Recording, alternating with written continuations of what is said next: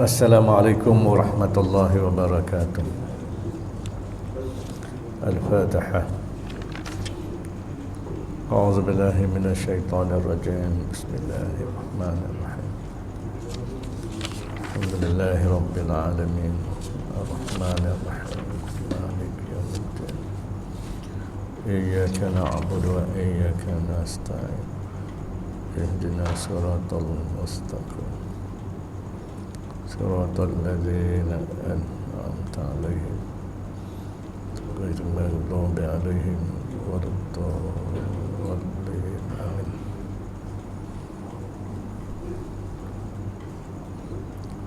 أعوذ بالله من الشيطان الرجيم. بسم الله الرحمن الرحيم. الحمد لله والصلاة والسلام على رسول الله وعلى آله وصحبه ومن والاه. Rabbi shrah li sadri wa yassir li amri wahlul 'uqdatam min lisani yafqahu qawli. Subhanak la 'ilma lana illa ma 'allamtana innaka antal alimul hakim. Wa hasbunallahu wa ni'mal wakeel, ni'mal maula wa ni'man nasir. La hawla wa la quwwata illa billah al-'aliyyil 'azim. لا حول ولا قوة إلا بالله العلي العظيم. لا حول ولا قوة إلا بالله العلي العظيم. أما بعد. قال الله تعالى في القرآن الكريم: أعوذ بالله من الشيطان الرجيم. يرفع الله الذين آمنوا منكم والذين أوتوا العلم درجات. وقال الرسول صلى الله عليه وسلم: إنما العلم بالتعلم والفقه بالتفقه. من يرد الله به خيرا يفقهه في الدين. صدق الله ورسوله. قال المصنف رحمه الله تعالى, berkata pengarang kitab Penawar Bagi Hati, Syekh Abdul Qadir Al-Mandili, mudah-mudahan merahmatinya oleh Allah, nafa'na bi'ulumihi fid dharaini amin. Dan mudah-mudahan kita mengambil manfaat dengan ilmunya di dunia dan juga di akhirat. Dan ketahui olehmu, hai talib, hai penuntut ilmu, bahawasanya lidah itu sebanyak-banyak anggota dan sebesar-besarnya, yakni sebesar anggota daripada kejahatan. Maknanya lidah ni punca, menjadi anggota yang paling banyak, menjadi punca kepada kejahatan, iaitu berupa perkataan ataupun ucapan-ucapan yang kita lafazkan. Tak ada anggota yang lain yang macam lidah. Sebab itulah dalam sebuah hadis Nabi SAW, Nabi pernah ditanya tentang apakah yang paling banyak memasukkan manusia ke dalam syurga. Ma aksar yudkhilun nas al-jannah. Apakah perkara yang paling banyak memasukkan manusia ke dalam syurga? Nabi SAW menjawab, taqwallah wa husnul khuluq. Takwa kepada Allah dan juga baik akhlak. Kemudian sahabat bertanya, apa pula yang paling banyak masukkan manusia ke dalam neraka Allah? Nabi SAW menjawab, al-famu wal farju. Yang pertama mulut, Yang kedua, farash, yakni kemaluan. Sebab itulah lidah kita ni dikatakan sebagai anggota yang paling banyak menjadi punca kepada kejahatan dan kebinasaan pada diri kita. Tapi kita tak sedar sebenarnya. Sebab manusia ni memang suka bercakap. Kita lah manusianya. Kita suka bercakap. Dan kita pula jenis cakap tak fikir dulu. Manusia sering bercakap, dia tak fikir dulu. Dia cakap dulu baru dia fikir. Maka tak heranlah banyak cakap-cakap kita ni cakap yang membawa kepada kejahatan. Kita tak sedar bila kita bercakap, cakap kita tu membawa dosa pada diri kita. Sebab dosa ni tuan-tuan bukannya kita boleh rasa macam kita makan roti canai kan. Bila makan roti canai ni kita rasalah sedap roti canai. Ada lemaknya, ada manisnya, ada masinnya. Itu kalau makan roti canai boleh kita rasa. Tapi bila bercakap perkara yang dosa ni kita tak sedar, ya? Kita tidak sedar tuan-tuan. Sehingga perkara-perkara dosa, perkara-perkara ataupun perkataan-perkataan yang berbentuk maksiat ni melekat pada lidah kita. Perangai itu, sifat tu melekat pada lidah. Dan susah nak tanggal. Walaupun kita dah bertaubat dah, dulu tak semayang, sekarang dah semayang, taubat dah. Dulu baca Quran pun tak peduli, sekarang kita dah nak belajar Quran. Dulu masjid pun kita tak kenal, sekarang dah kenal masjid. Dulu tak nampak pun jalan ke masjid, jalan ke majlis ilmu, sekarang kita dah rajin ke masjid, dah duduk dalam majlis ilmu. Tapi lidah kita masih melekat perangai-perangai lama ni. Mengumpat, mengata orang, memburuk-burukkan orang, menuduh orang, memfitnah orang, berbantah-bantah. Bila berbantah-bantah nak menang saja, mengadu domba, berbohong, berdusta. Ini perkataan-perkataan daripada lidah kita yang dah melekat. Ibarat macam minyak tar lah kalau dah melekat. Kalau kita turap jalan, minyak tar yang baru tu kan, bila kita berjalan melekat kat kaki, dekat selipar kita tu susah nak tanggal kan. Maka begitulah dengan nafsu bercakap ni. Nafsu bercakap ni memang susah kita nak kawan. Jadi adakah kita nak mengalah je? Semayang dah bagus dah, semayang dah sah pertama dah kita. Mengaji Quran dah rajin dah. Tapi adakah kita nak mengalah je dengan lidah ni? Kita biarkan je lidah kita ni bercakap benda-benda tak baik. Jawabnya tak boleh. Jawabnya kena lawan, kena ubah juga, kena didik, kena asuh, kena kekang lidah ni. Bagaimana? Dengan mengekang nafsu bercakap tu. Dengan kekang nafsu bercakap. Sebab itulah Nabi SAW ajar kita cara nak mengekang nafsu ni. Cara nak mengekang nafsu bercakap ni macam mana? Nabi ajar kita. Dalam sebuah hadis Nabi SAW, antaranya riwayat Imam Ahmad, Nabi kata apa? Man kana yu'minu billah wal yaumil akhir falyaqul khairan. Siapa yang beriman kepada Allah dan hari akhirat, maka hendaklah dia bercakap yang baik-baik. Itu ada dua poin di situ yang Nabi ajar kita untuk mengekang nafsu bercakap. Pertama, iman.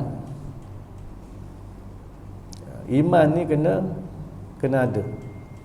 Tak cukup sekadar ada. Iman kena kuat. Iman kena subur. Iman kena kukuh dalam hati kita. Macam mana nak tambah iman? Itu kena belajar lah. Itu kena ceramah bab lain lah. Bab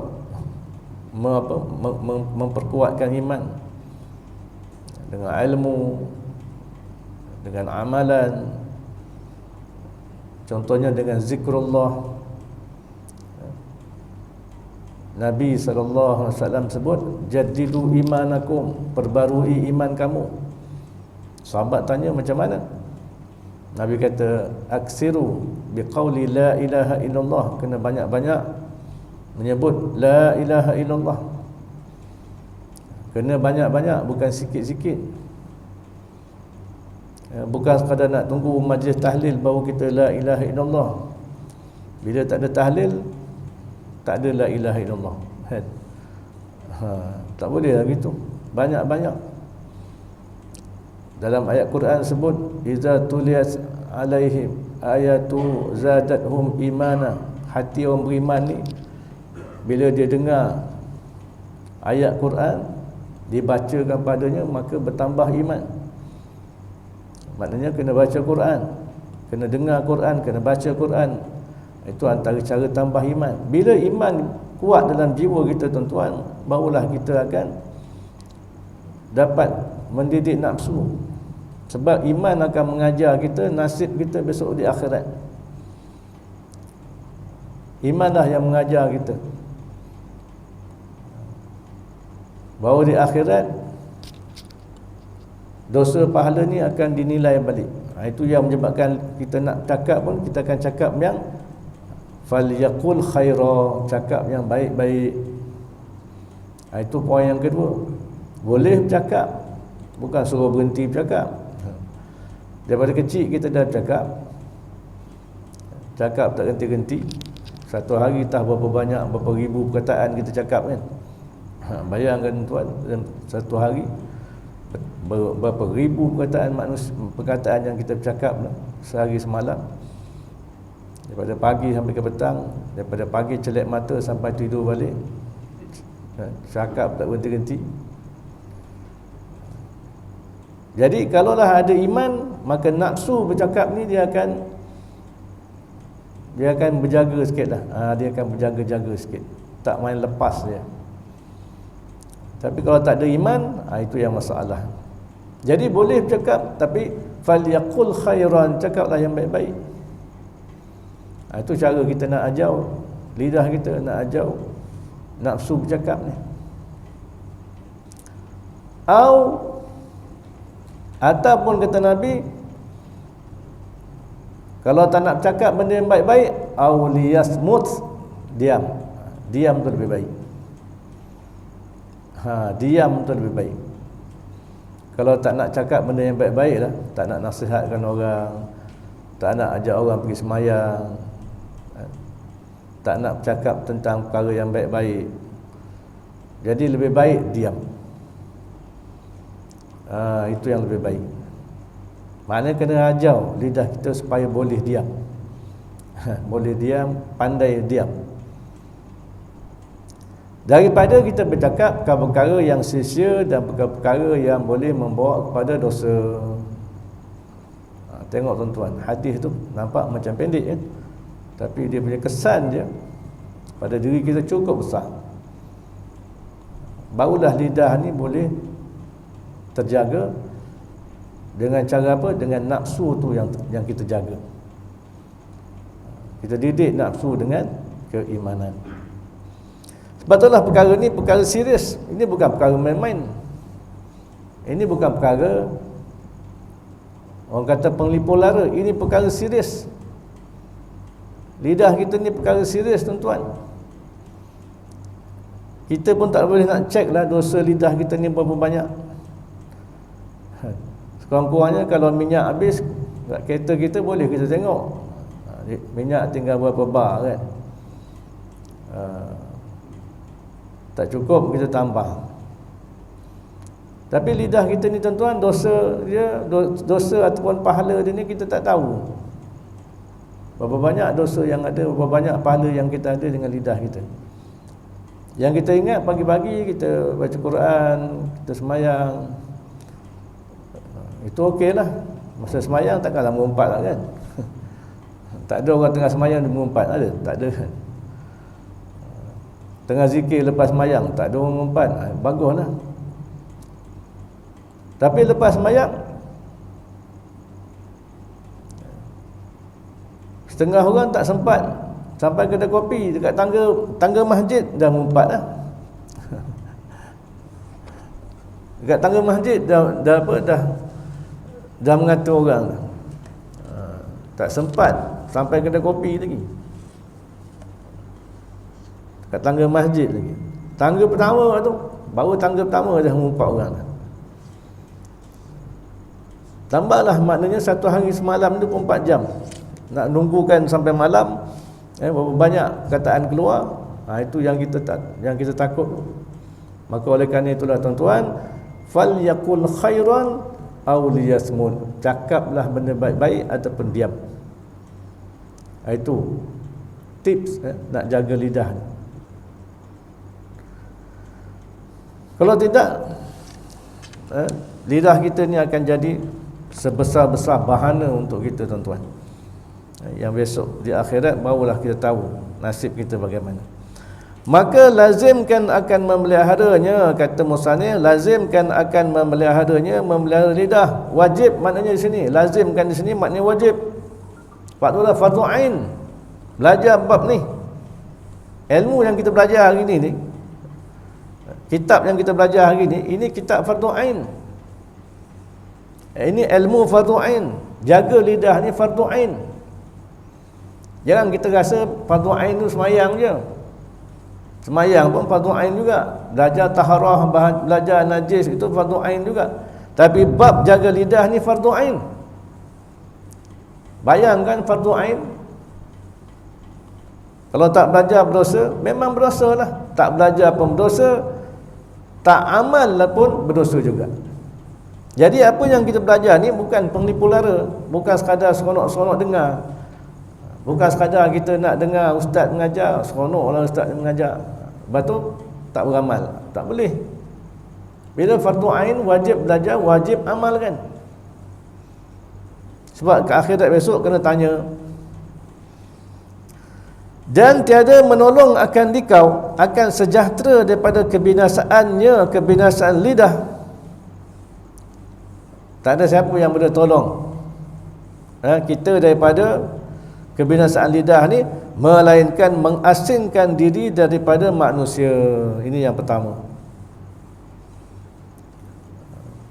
Kita ni walaupun memanglah manusia ni makhluk sosial kan, kena bercampur dengan orang. Islam pun mengajar hidup berjemaah, hidup bermasyarakat. Tapi kena juga mengasingkan diri daripada manusia. Daripada manusia macam mana? Manusia yang merosakkan lah, itu je. Manusia ni kan ada dua jenis. Manusia yang muslih, yang baik dan mengelokkan orang lain, membaikkan orang lain. Ada juga manusia yang mufsid. Mufsid ni mana dia jahat dan dia buat jahat pada orang lain. Ini dua jenis manusia. Manusia ni tuan-tuan, kalau dalam suratul Fatihah, dia ada dua blok. Ada dua blok manusia ni. Satu blok manusia yang disebut allazina an'amta alaihim. Ini satu blok manusia. Di kalangan siapa? Orang-orang yang mendapat nikmat daripada Allah ni, di kalangan para nabi, para siddiqin, para syuhada, para salihin. Ini satu blok manusia. Sebab itulah kalau tuan-tuan buka dalam Al-Quran, segala sifat-sifat yang baik dalam Quran tu, ini dalam pada blok ni, blok manusia yang pertama ni.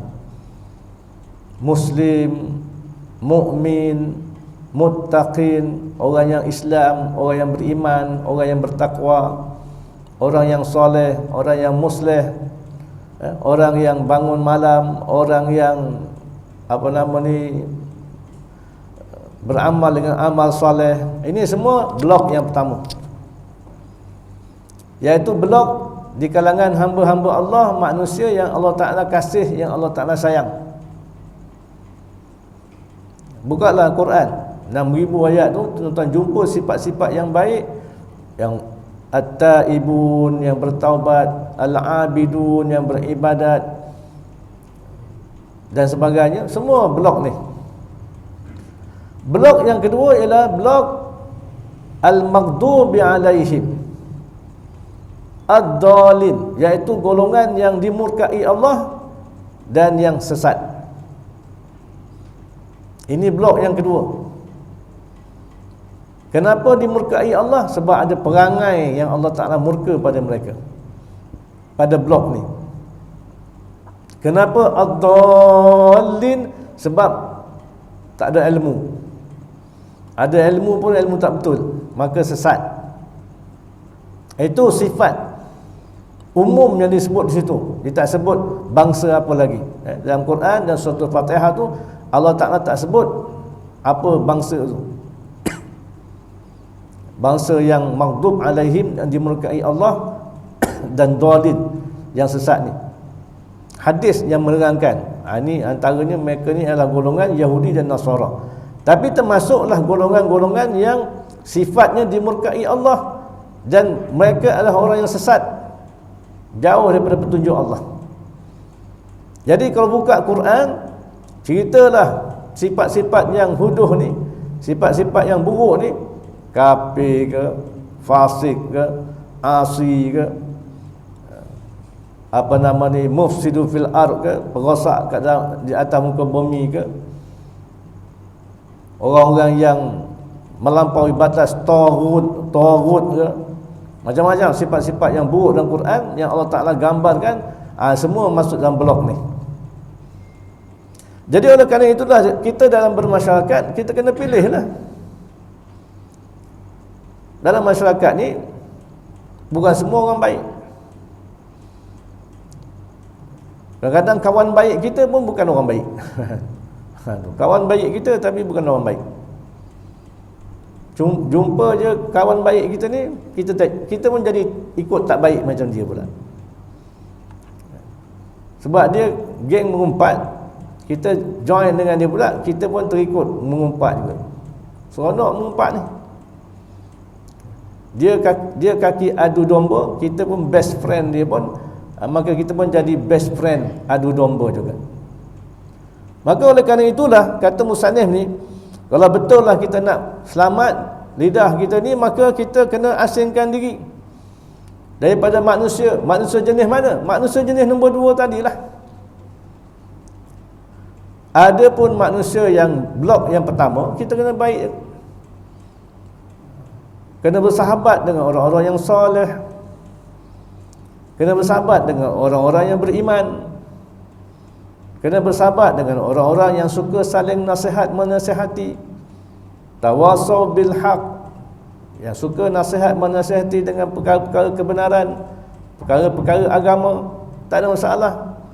Dia jiran kita ke, dia kawan baik kita ke, dia orang kampung kita ke, dia saudara mara kita ke, kita kena buat baik lah, kena campur lah. Tapi dengan orang-orang yang merosakkan, maka kita kena asingkan diri. Dalam arti kata asingkan diri, jangan ikut perangai dia, itu je. Bukan maknanya kita jumpa dia, ni game mengumpat, kita pun lari pada tak tengok muka dia. Bukan begitu kan. Sebab itulah kita mengaji ni tuan-tuan, kena jelas.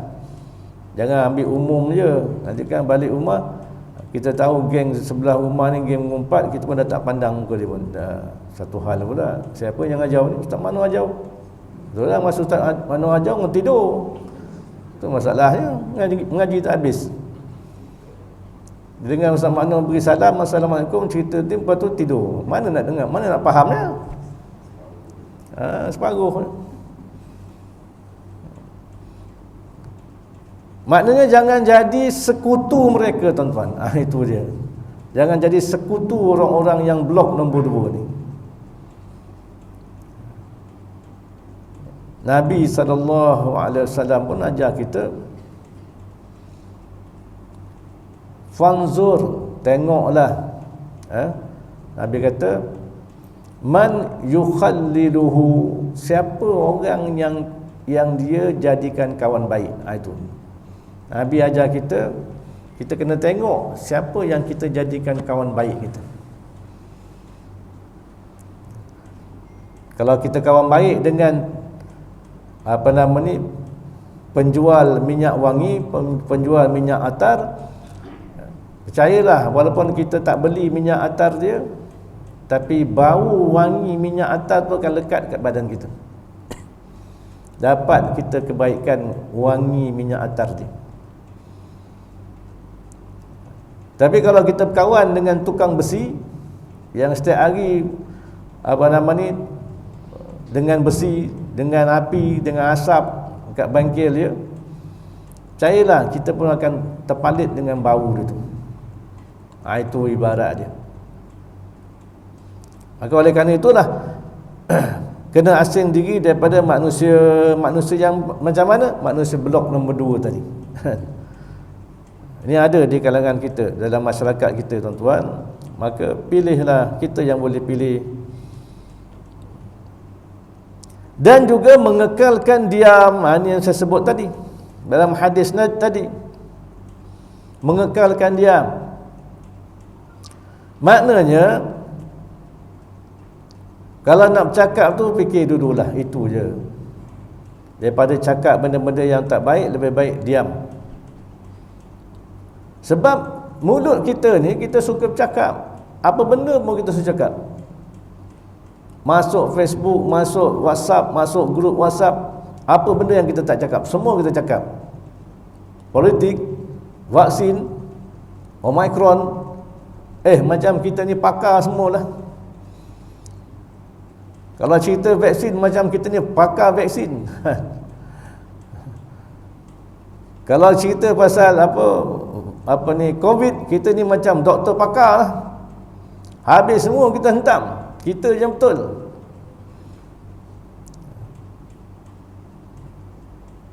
Kalau cerita tentang ekonomi, kita bercakap semua. Padahal kita ni cuma kaki kedai kopi je sebenarnya. Kita ni kaki kedai kopi je, dengar orang cakap, kita pindah cakap. Bila kita pindah cakap, kita tambah pula lagi. Itu style kita, orang Melayu kan. Kita tambah lagi. Macam kita makan nasi dah, tak cukup makan nasi kan. Ajak orang pergi makan nasi kat kedai, tapi kat kedai ambil lauk daging lah, ambil lauk ayam lah, ambil lauk ikan lah, ambil sayur lah, dengan dengan sambal belacan lah, dengan petai lah. Tadi ajak makan nasi je. Pagi-pagi cerita sambal belacan, pecah liur lah rasa. Lapar pula rasa dengar. Ajak makan nasi, tengok menggunung, membukit dia punya nasi, siap dengan lauk. Tak cukup lagi dengan sambal belacan, dengan petai, bubuh kicap lagi. Ada setengah orang memang kalau tak boleh kicap tak hidup lah. Ada setengah orang. Ada, saya pernah jumpa orang ni kalau makan mesti ada kicap. Ada yang jenis tak boleh makan kalau tak ada sos. Tak ada sos pula. Macam orang Kelantan tak ada wudu. Tak ada wudu, tak sedap kata. Itu samalah kita, tuan-tuan, dalam bab cakap ni, kita ni kita dengar satu poin, tapi dia punya rencah dia tambah lagi 10 poin lagi. Itu yang akhirnya kita bercakap, kita tak tahu apa yang kita cakap. Itu bahaya, tuan-tuan. Sebab apa? Punca daripada apa? Punca daripada nafsu nak bercakap tu. Kita bernafsu nak bercakap, tanpa peduli cakap kita tu betul ataupun salah. Yang ni yang kita kena ajar. Yang ni yang kita bila dah belajar ni tuan-tuan, kena ada azam nak amalkan apa yang kita belajar. Dan mengekalkan diam, melainkan. Ada, tengok tuan-tuan, walaupun disebut mengekalkan diam, tapi dia kaitkan pula melainkan pada ketika berhajat. Bila berhajat nak cakap, cakaplah. Ini balik daripada kuliah pagi ni, jumpa kawan-kawan, kita pergi minum, diam dia. Afzal, orang ni tak cukup akal ke?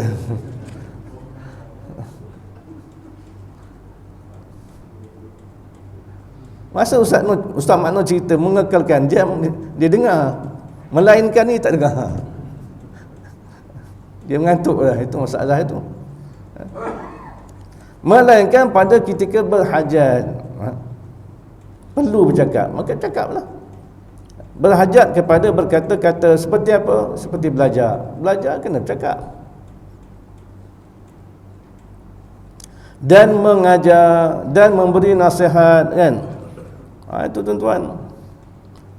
Ini yang tak ada keperluan bercakap. Masa belajar, masa mengajar, masa memberi nasihat. Bab beri nasihat ni tuan-tuan, sebenarnya semua kita terlibat. Ad-dinun nasihah. Agama ni kata Nabi ialah nasihat. Kalau kita ni manusia beragama, kita kena ada nasihat. Saling nasihat menasihati ini adalah perkara agama. Ada 4. Kalau kita ada dalam diri kita, kita tak rugi. Dunia tak rugi, akhirat pun tak rugi. Apa dia? Wal asri innal insana lafi khusr illa allazina amanu. Yang pertama, manusia semua rugi kecuali yang pertama ialah orang yang beriman. Kena ada iman. Bila ada iman, kita tak rugi. Yang kedua, beramal soleh. Allah Ta'ala sebut illal ladzina amanu wa amilus salihat. Beriman dan beramal saleh, dua-dua kena ada. Wa tawasaw bil haq. Yang ketiga, saling nasihat menasihati dalam perkara agama. Al-haq tu pertama agama. Bila sebut agama ni tuan-tuan, jangan kita fikir wah semua kena cerita bab semayang je, semua cerita bab zikir je, semua kena fikir, semua kena bercakap tentang apa, bab baca Quran je. Itu pun agama tuan-tuan. Tapi agama ni maknanya cara hidup kita. Yang dinamakan agama ni dalam pengertian yang sebenar, dalam bahasa Arab disebut sebagai ad-din. Agama ni ialah cara hidup. Cara hidup kita ni, macam mana kita makan minum, macam mana kita kat rumah, macam mana kita ke tempat kerja, macam mana kita bekerja, macam mana kita berniaga, macam mana kita bercampur manusia. Itu semua agama. Agama bukan sekadar dalam masjid, dalam surau. Dalam surau masjid memanglah agama. Kat luar surau tu lagi banyak agama. Lagi banyak perkara agama yang di luar surau, di luar masjid. Setakat dalam masjid, agama ni sembahyang, baca Quran, zikir, berwirid, berdoa. Itu agama dalam masjid. Tapi di luar masjid, seluruh hidup kita tu kena jadi agama. Seluruh hidup manusia tu ada didikan agama, ada ajaran agama. Baru betul kefahaman kita. Kat rumah ada agama. Cara bercakap dengan isteri, cara didik anak-anak, cara makan minum kita, situ ada agama. Pergi pejabat, campur dengan manusia, campur dengan bekerja dengan kawan-kawan kita, macam mana kita bekerja, macam mana kita amanah dalam bekerja.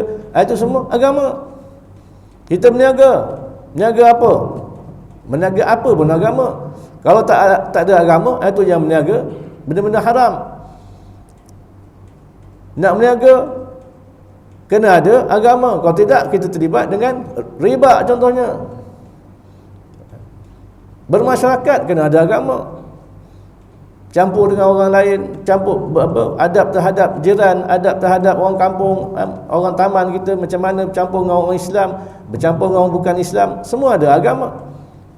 Sebab itulah bila sebut tawasaw bil haq, saling nasihat menasihati dengan perkara agama, memang luas tuan-tuan. Kita tak payah jadi ustaz lah nak bercakap tentang agama. Sebab ini antara stigma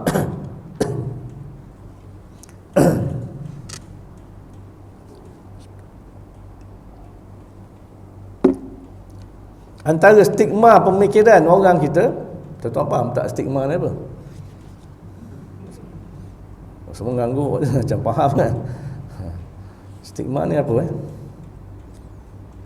bahasa Melayu yang mudah, stigma ni apa?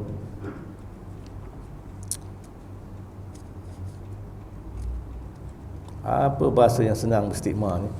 Maknanya kita ni, contoh saya beri contoh lah, bila sebut agama ni kan, bila bercakap agama kan, kita selalu berfikir kena ustaz. Tu dia, ustaz dia boleh cakap agama. Itu nama stigma. Pemikiran kita yang biasa, yang selalu melekat. Stigma ni kalau kita belajar sains, pokok bunga tu dia ada stigma. Macam katakan pokok bunga raya. Bunga raya tu dia ada yang panjang-panjang. Itu kat hujung tu stigma yang melekat-lekat. Kalau ada bunga datang, dia melekat kat situ. Itu stigma. Samalah dengan cara fikir tadi. Cakap agama kena ustaz. Habis yang kita ni orang Islam, kita bukan orang agama. Kita bukan orang agama. Kita bukan orang yang ada agama. Sampai kita tak boleh cakap agama. Salah tu pemikiran begitu. Bapa kena bercakap tentang agama, mak kena bercakap tentang agama, anak kena bercakap tentang agama. Kita bukan sekadar imam, makmum kena kena cakap tentang agama. Sebab agama ni cara hidup. Barulah makna kita boleh nasihat menasihati. Bila bercakap tentang agama, jangan kita fikir kena ceramah saja. Ceramah pun cakap tentang agama juga. Tapi kadang-kadang kita duduk sesama kawan kita kedai kopi, bercakap agama, maknanya saling nasihat menasihati. Itu pun termasuk dalam perkara agama.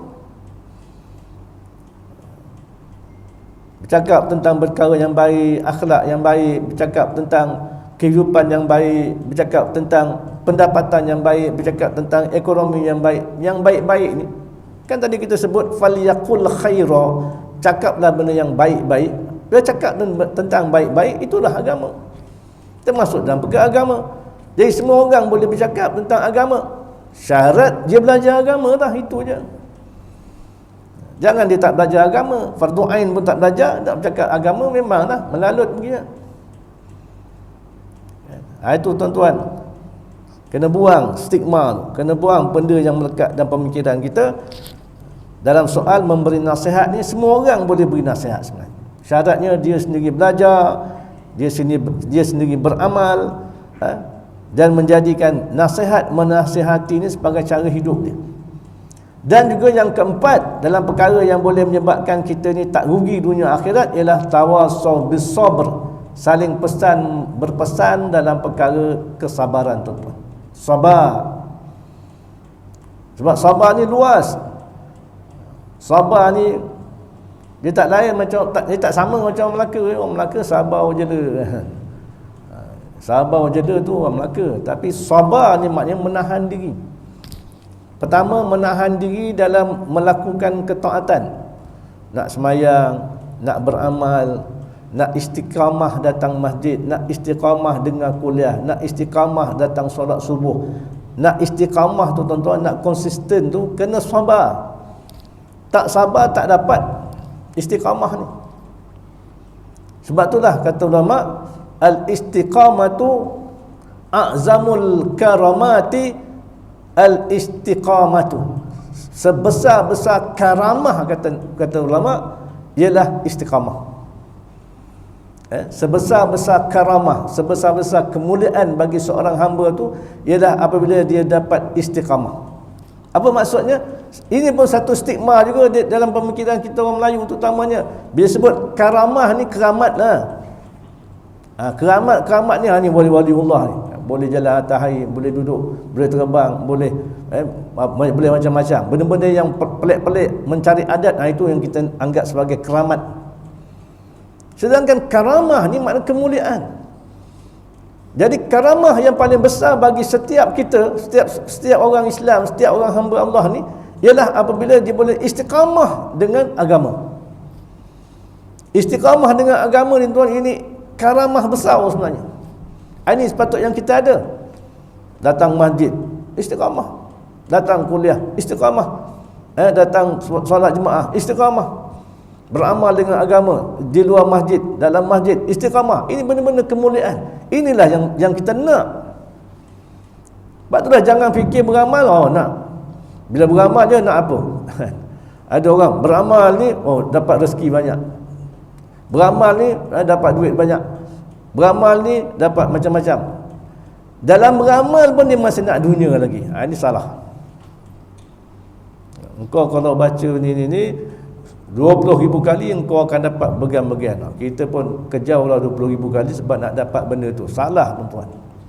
Itu pandangan yang salah. Beramal, ibadat ni semata-mata kerana nakkan Allah, nakkan redha Allah. Allah ni bila redha pada hamba-hamba dia, macam-macam dia akan beri. Tapi kita itu yang beramal pun sebab nak dunia. Letak ayat 1000 dinar. 1000 je dinar kan. Wa may yattaqillaha yaj'al lahu makhrajan wa yarzuqhu min haitsu la yahtasib. Letak kat kedai, letak kat apa, sebab apa? Ayat ni 1000 dinar boleh bawa bisnes untung. 1000 dinar aje. Allah Ta'ala ni kalau redha pada kita tuan-tuan, syurga dia bagi. Kita nak 1000 dinar aje. Tak betul, pandangan tak betul. Cara beramal tu tak betul tuan-tuan. Itu kena baiki. Jadi maknanya bila ada keperluan bercakap, maka cakaplah, jangan tak cakap pula.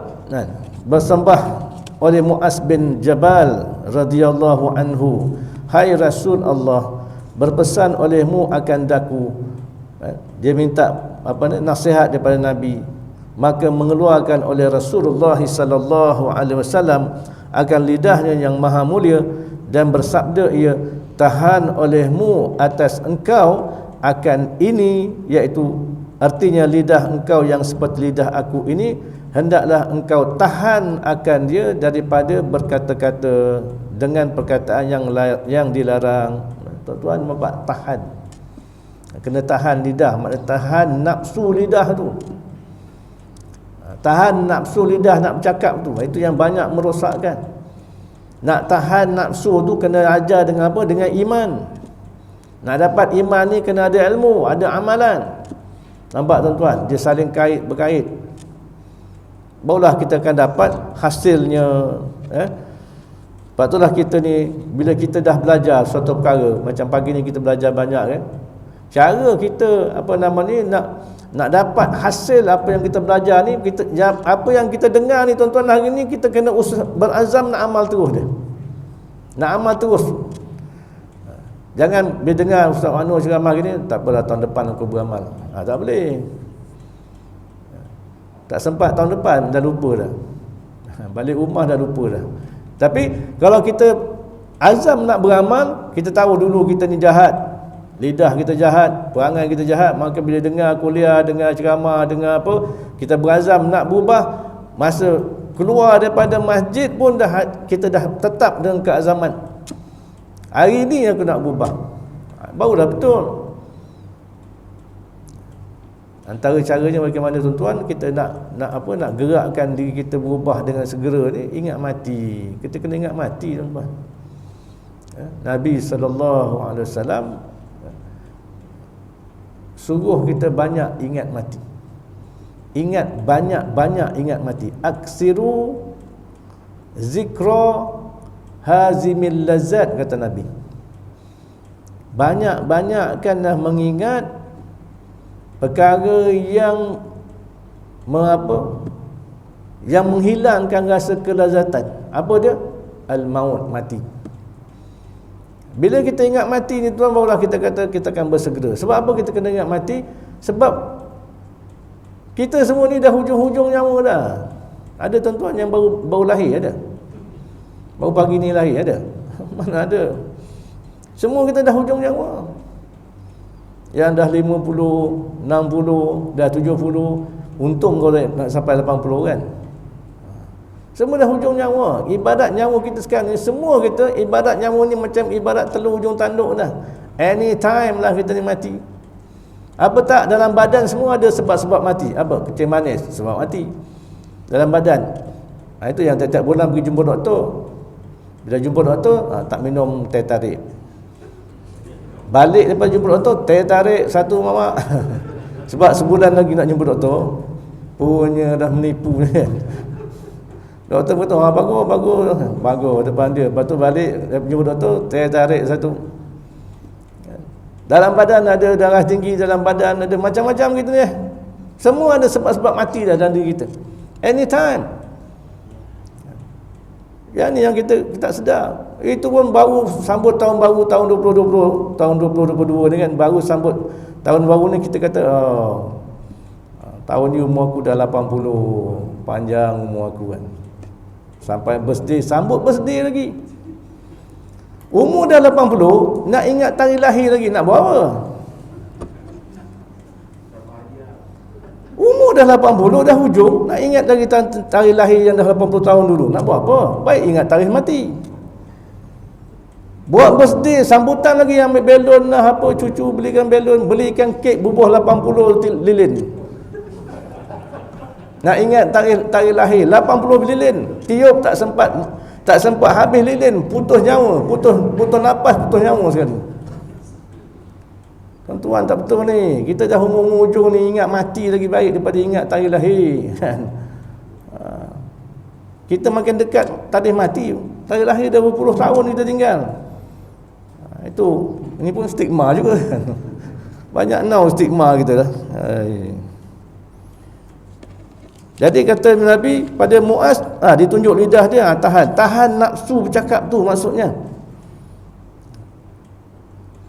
Daripada berkata dengan perkataan yang dilarang, dan adalah Sayyidina Abu Bakar As-Siddiq radhiyallahu anhu memegang ia akan lidahnya dan berkata, inilah yang mendatangkan aku pada segala tempat kebinasaan. Nampak tuan-tuan, ini sahabat-sahabat Nabi sallallahu alaihi wasallam yang mendapat didikan direct daripada Nabi kita Muhammad sallallahu alaihi wasallam, sehingga menjadikan mereka adalah generasi manusia yang terbaik sekali. Patutlah kita kena jadikan sahabat-sahabat Nabi ni sebagai generasi contoh tuan-tuan. Kita kena tahu tentang sahabat-sahabat Nabi ni, kehebatan mereka. Pergi kedai, beli kisah-kisah sahabat, kenali mereka kan. Barulah kita nampak kesan, natijah, hasil didikan Nabi kepada mereka, insya-Allah. Kalau musannif rahimahullahu taala berkata oleh syair, penyair, luka dengan sebab lembing sembuh dengan mudah, tetapi tiada sembuh yang didukakan akan lidah. Wallahu a'lam bissawab. La ilma lana illa ma 'allamtana innaka antal alimul hakim. La haula wala quwwata illa billah al-'aliyyil 'azim. Bismillahirrahmanirrahim. Alhamdulillahirabbil alamin, wassalatu wassalamu ala asyrafil mursalin wa ala alihi wa sahbihi ajma'in. Allahumma arinal haqqa haqqan warzuqna ittiba'ah wa arinal batila batilan warzuqna ijtinabah. Allahumma nawwir qulubana binuri hidayatika manata arda binur syamsika wa qamarika abadan abada bi rahmatika ya arhamar rahimin. Allahumma zidna ilma warzuqna fahma. Rabbana atina fid dunya hasanah wa fil akhirati hasanatan wa qina azaban nar. Wa sallallahu ala sayyidina Muhammad wa ala alihi wa sahbihi wa sallam. Walhamdulillahirabbil alamin.